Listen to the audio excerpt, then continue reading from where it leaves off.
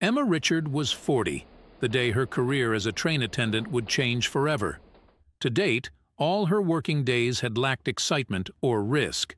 They had all been exactly the same. Monotony was something Emma had always dealt with well, being a shy, very organized and quiet person who found instability an easy mistake to avoid. Probably because of this, the unexpected turn of events that took place during one of her regular long-distance trips between Chicago and San Francisco would make her realize how wrong she was about the control she had over everything concerning her life and her ability to solve any kind of unforeseen event. The discovery that this lonely 40-something train stewardess had to face would knock anyone out of the game, even the most prepared of policemen. But to everyone's surprise, and especially to her own, Emma knew exactly what to do at the right moment and prevented chaos from taking hold of her and the rest of the crew that accompanied them. It all happened one gray and stormy June morning. All the passengers were already in their seats, the doors had closed, and the train was picking up speed, when suddenly Emma heard something that would take her breath away: the cry of a baby. Emma was the highest-ranking person in the crew after the captain, who was in charge of controlling the command post at the front of the train, and as such, she had to keep a strict control of everything that happened on the train during the whole trip. Although it is true that she could delegate many of her responsibilities to some of her colleagues, such as the surveillance of the compartments, but if Emma Richard was known for something, it was for her great sense of duty, and if she could do something, she would never let someone else do it in her place. What she could not foresee was that during her stakeout, she would encounter a problem she had never had to deal with before in her life, saving a lost baby. At first, she thought it must be a mistake, and that the sound must be coming from one of the adjoining compartments occupied by families with their children. But when she heard it a second time, right next to her, hidden among the last seats of a carriage, which fortunately at that moment was empty, she was certain that it was a baby that no one seemed to be responsible for and no one seemed to miss, crying at the top of his lungs. "Shh, quiet, honey.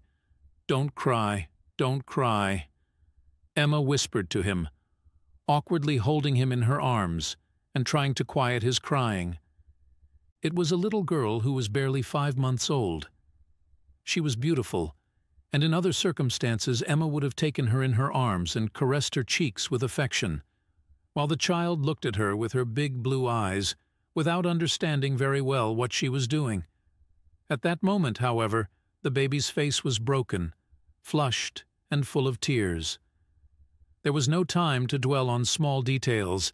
Emma was holding a seemingly lost baby in her arms, and she had to act quickly if she did not want the situation to escalate and get completely out of her control. But the situation was about to get worse with the next discovery the stewardess was about to make. As she held the baby and tried to soothe him, Emma noticed something hidden in the folds of the blanket wrapped around him. She gently reached in to check what it was and found a small crumpled envelope containing a note. As he read it, Richard's heart skipped a beat and everything was spinning. "Please take good care of her. I can't give her the life she deserves. I am so sorry. I don't deserve to be the mother of this precious baby." Emma reread the message several times, trying to understand what it said, but the message was very clear. The girl's mother had just abandoned her on a train, and she had no idea who she was and how she could find her. But if that wasn't enough, to add to the mystery, just below the note was a series of numbers and letters that didn't seem to make any sense, although Emma quickly intuited that it must be some kind of encrypted message. "It can't be! Oh my God, what am I going to do now? This baby needs its parents. I have to tell the master immediately and report what has happened. This is very serious," exclaimed Emma, holding the baby tightly to her chest, trying to stop him from crying, but without success. For a few seconds Emma went blank. She didn't know what to do. Something that had never happened to her before in her job. She always knew what to do. Everyone trusted her precisely because of that, but even the captain of a ship can feel lost from time to time. Emma felt just like that at that moment, But she didn't let panic get the better of her, and did what anyone in her place would do: follow protocol, ask for help, and try to stay calm. The first thing she did was to go to the front compartment, where his boss was, to explain the situation and to put a contingency plan in place as soon as possible. As soon as the train master heard what happened, he contacted the train station from which they had departed to report the disappearance of a baby on their train, urging them to quickly review all the security cameras from that morning to try to find the mother who boarded the transport and left the child unseen by any of their staff. The trainmaster gave as many details as possible regarding what the baby looked like and how it had been found, in the hope of facilitating the task of tracing it for the room surveillance personnel, the approximate age of the baby, which should not be more than 6 months old, the sex, the clothes it was wearing, the cardboard box in which Emma had found it hidden, and the mysterious note of abandonment that accompanied it. In response to the train's communiqué, a large team of train station officials contacted the police and arranged for immediate medical assistance on returning to the station. However, despite the efforts of the police to hurry to locate the alleged mother of the baby, it would not be an easy task and would not help them solve the mystery surrounding the baby. Time seemed to go faster and faster, and the answers were still not coming. It had been more than 2 hours since the train had left the station, and the more time he spent in there isolated from the outside world, the less chance he had of finding his family and the mother who had decided to abandon him to his fate on a long-distance train. But the worst was yet to come. During the trip, and while waiting for answers from the train station headquarters, the kind passengers took turns to calm and comfort the baby. The master train decided not to hide anything from the crew and communicated the distressing situation over the loudspeaker, which was of great help to Emma, who had not been separated from him at any time, offering her comfort and reassurance from the very first moment. But no one was prepared for what was about to happen. Least of all Emma, who had never had to deal with babies or children, and whose experience as a nanny was non-existent. As the hours passed, the baby had started to sweat a lot, which worried Emma a lot, as she had no experience with children. She didn't know how to help him and felt useless trying to find out what was wrong. She tried to ask other passengers for help, many of whom were parents traveling with their children on board, but they didn't know what to do either. It was then that the baby began to show obvious signs of illness. The baby's condition seemed to be getting worse by the minute. She would not stop crying, and was crying more and more desperately, indicating that she was suffering from some strange ailment that Emma, whose medical knowledge was basic and rather rusty, could not understand. The baby's face was a worrying purple color, and his temperature was rising steadily. It was clear that something very bad was happening to him, and that the baby needed urgent medical assistance. This child needs to be seen by a doctor as soon as possible. Is there a doctor on board this train? Please, if there is a doctor or someone with medical training on board, kindly say so. This baby is seriously ill and needs assistance, Emma shouted in desperation as she saw that the child was beginning to babble and seemed to be losing consciousness. Many people came forward to try to help her calm the baby and see what was wrong, but no one seemed to know exactly what was causing the fever and discomfort. There was no luck in finding a doctor either. All the staff members were asking carriage by carriage in search of someone who could give the baby a medical examination, but no one could be found. There is no doctor on board. Sorry, Emma. We are on our own. We only have to wait until we reach the nearest city with a hospital, and for that, there is still more than an hour to go, said one of her companions, very distressed and worried about the baby's bad appearance. But neither Emma nor the baby could wait that long. The situation was about to take a drastic turn for the worse, and the flight attendant would have to make a decision quickly, acting on instinct rather than protocol. Something she had never done before and was terrified of, but would not hesitate to do when the time came. At the station they could not find anything related to the baby, nor his supposed mother. It was as if she had vanished into the crowd of people coming and going on the platform. For many, that Saturday was one of the first of the summer vacations, which meant that the station was crowded with tourists and families with suitcases, making it almost impossible to distinguish anyone with a suspicious attitude. Things just kept getting worse, and since they had found the baby, they only knew one thing for sure. The mother knew how to avoid security and deliberately decided to abandon her daughter on that train. The question was why. The baby's condition was critical, and her fever was so high that it was becoming difficult for her to breathe. Emma was very nervous, tired, and terrified at the thought of watching this child die in her arms. The baby convulsed a couple of times, first slightly and then more forcefully. Emma felt like her heart was going to beat out of her chest. "She's gone into shock. She needs help, ma'am," shouted one of the passengers who had been helping her. "We need to start first aid. Every minute that passes in that state is critical." Emma, like the rest of the train staff, had received basic medical instruction during their training to become attendants.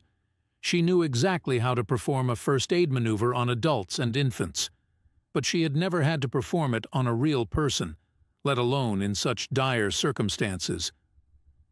There was no time to lose. The baby was in agony, and if Emma did not intervene immediately, he would most likely die. "Step aside. I need space," Emma shouted to all those who had come to see what was happening with trepidation. She then placed the baby gently on a table and set about performing CPR. It was a few moments of real agony. Emma didn't know if she was going to make it. The girl kept convulsing and then stopped breathing. But she didn't stop. She was determined to save her and would do everything in her power to do so. Fortunately, everything went well, and after a minute of absolute tension in which everyone came to believe that there was nothing more to do, the girl gradually began to breathe again, and her vitals stabilized. Emma had succeeded. The girl was safe, but it was a temporary solution, and they needed to get her to a hospital as soon as possible. "We'll be there in less than an hour. Can you hold on?" asked his superior, very nervous when he saw how close they had been to a real tragedy.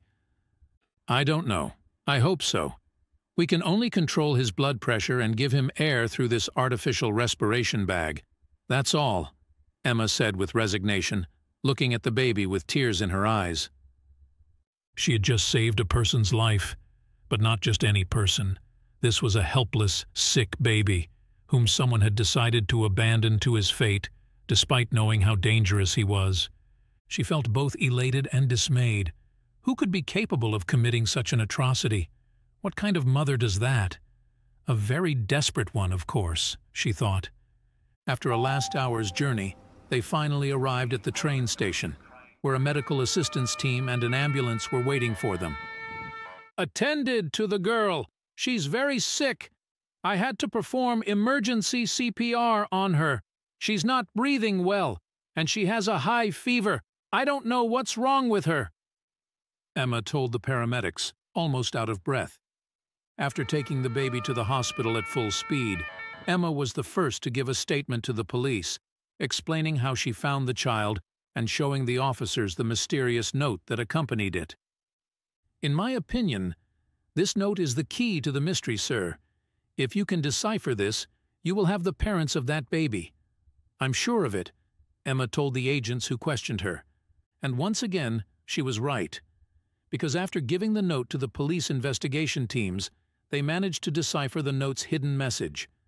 They were coordinates and a woman's first name, Kirsten.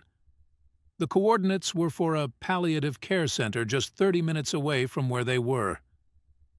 That discovery only increased the mystery surrounding the baby and the reasons that had led him to appear that morning on the train. But they had to follow all the clues, so they quickly headed to the center to try to find out the truth. Meanwhile, while the police investigation was ongoing, the baby was admitted to the hospital's intensive care unit, where doctors performed tests and procedures that revealed that the little girl was suffering from severe malnutrition and a severe respiratory condition. The doctors tirelessly treated the baby as best they could, working non-stop until his condition was stabilized, which they did successfully. Emma stayed with the baby during the entire procedure, and while she was in intensive care, the flight attendant felt a strong connection with the little girl whose life she had saved just hours before. At the hospital, they ran several tests trying to find out who he was, but found nothing in their databases, which meant either that the mother was not a U.S. citizen or that she had not given birth to her daughter in a hospital. Emma didn't want to be separated from her until everything had been turned upside down, and she knew who her parents were and why they had abandoned her. Luckily, Richard didn't have to wait too long to find the answers to all his questions. However, what the police ended up discovering was much more serious than any of them could have imagined. When the police went to the hospice care center listed in the note, they were speechless. It turned out that Kirsten was the child's aunt and lived in Orlando. The baby's name was Anna, and her mother was Sophie Sharonova, who gave birth at home 5 months earlier, so she was not in any database. It was a family of refugee sisters that no one knew about, and who had only been living in the country for a year. But the most shocking news was learning the real reason Sophie decided to abandon her daughter on the train. The 24-year-old was seriously ill and had only weeks to live. When she became pregnant, she discovered she was suffering from a rare blood cancer that doctors could do nothing about. She endured the entire pregnancy without undergoing any treatment so as not to harm the baby, which further aggravated her condition and accelerated her symptoms. Nobody knew anything, neither her sister nor the supposed father of the child who was in Ukraine because of the war. Feeling very desperate, Sophie decided to abandon her daughter and leave this exaggerated note as instructions for the police to find her sister and give her baby a family. The doctors at the center informed the authorities that the baby's mother was sedated to endure the pain and that she would not be able to make any statement to them. She did not have long to live, and her last wish was to give her daughter a better future than she could no longer give her, although there surely would have been better ways to do that. After learning the whole truth, the police decided to close the investigation and put the baby at the disposal of the authorities to decide what to do with his custody, although he would still have to spend several more weeks in the hospital to fully recover from the respiratory condition he was suffering from and regain his strength. Emma, for her part, stayed by little Anna's side at all times until it was time to say goodbye to her and let her family take care of her, just as her mother would have wanted. A bittersweet ending to a moving story that teaches us the fragility of life and the importance of communicating with our loved ones and daring to ask for help before it is too late. Did you like this touching and surprising story? If so, we invite you to leave us a comment expressing your opinion. If you want to continue enjoying inspiring stories like this one, subscribe to our channel or check out the other videos shown at the bottom of the screen. Thank you for your cooperation,